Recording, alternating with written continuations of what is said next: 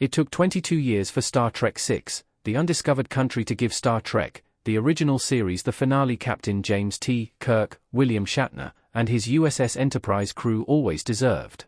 Directed by Nicholas Meyer from a story conceived by Leonard Nimoy, Star Trek VI was released in December 1991 as a timely parable for the fall of the Soviet Union.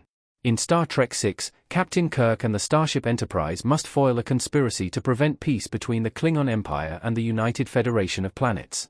Star Trek, the original series, ended in 1969 with Season 3, Episode 24, Turnabout Intruder.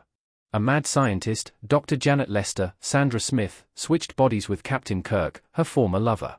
In Kirk's body, Lester then tried to take over the Starship Enterprise.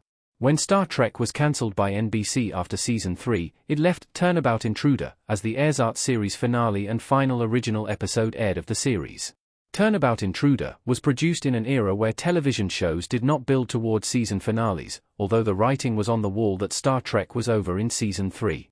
Star Trek's phenomenal popularity in syndication, along with Star Wars becoming a blockbuster in 1977, led to Paramount Studios reviving Star Trek as a feature film. Star Trek, the original series, then continued as a movie franchise, starting with Star Trek, the motion picture in 1979.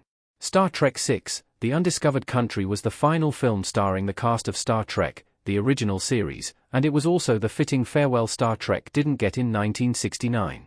Star Trek VI, The Undiscovered Country was the original series' true finale. So, this is goodbye. 22 years after Star Trek, the original series limped to an unceremonious end with Season 3's Turnabout Intruder. Star Trek VI, The Undiscovered Country gave Captain Kirk's USS Enterprise crew a rousing and fitting ending. Star Trek VI was a big-screen outing that showed the original legends who started in all in their best light. By saving the Federation and Klingon peace talks, Captain Kirk's Enterprise heroes also got to close out their final voyage by altering the state of the galaxy for the better, setting up Klingons and the Federation as allies in Star Trek, The Next Generation. Star Trek, the original series movies dealt head-on with the Starship Enterprise's aging crew, but Star Trek VI showed they still had a spring in their step. Captain Kirk, Spock, Leonard Nimoy, Dr. Leonard McCoy, DeForest Kelley, and their friends sparkled with their chemistry, wit, and heroism. Star Trek VI allowed the USS Enterprise's icons to have one last, memorable hurrah and then literally sign off in triumph, with the actors signing their names on the screen as a farewell, images so moving, Marvel Studios mimicked them in Avengers: Endgame. Why Star Trek, the original series, needed a real finale after 22 years. Star Trek's original legends needed a chance to say farewell. Turnabout Intruder is by no means one of the best episodes of Star Trek, the original series. As a final impression of Captain Kirk's original voyages aboard the Starship Enterprise, his body swap escape with Dr. Janet Lester was a poor way for the classic TV show to sign off. Similarly, 1989 Star Trek V, The Final Frontier, directed by William Shatner, was a critical and box office disappointment. After a series of hit films, and coming off director Leonard Nimoy's 1986 crowd-pleaser, Star Trek IV, The Voyage Home, Star Trek V could not be left as the last time audiences saw the Starship Enterprise crew that started it all. Although Star Trek V, The Final Frontier celebrated the eternal friendship between Captain Kirk, Spock, and Dr. McCoy, what the entire crew of the Starship Enterprise, and audiences, needed was closure. Further, a figurative passing of the torch to Star Trek, The Next Generation, earmarked as the inheritors of the Star Trek movie franchise, was also required. Star Trek VI, The Undiscovered Country delivered both, and left generations of Star Trek fans wholly satisfied as the franchise closed the chapter of its original cast. Star Trek VI was supposed to be what J.J. Abrams' Star Trek became. A Starfleet Academy movie was planned for 1991.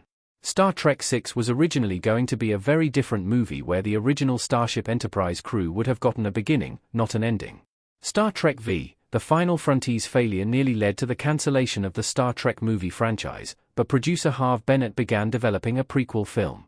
Dubbed Star Trek, The Academy Years, Bennett's prequel would have told the tale of the young James T. Kirk and Spock's first adventure as Starfleet Academy cadets. However, Paramount decided to scrap the prequel idea and give Star Trek, the original series cast one more movie, and to get that film into theaters in 1991 to celebrate Star Trek's 25th anniversary.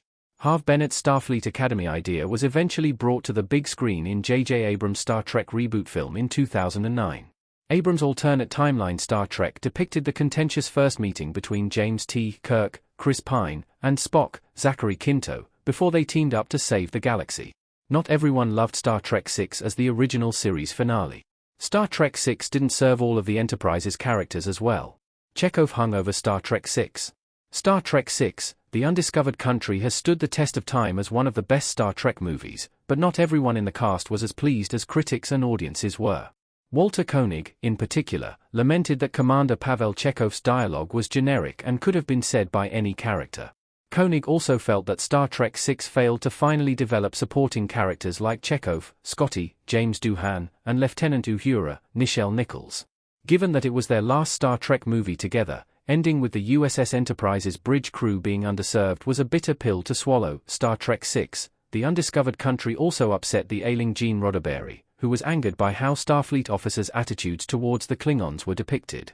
However, Roddenberry reportedly enjoyed the film, which he saw days before his death in 1991.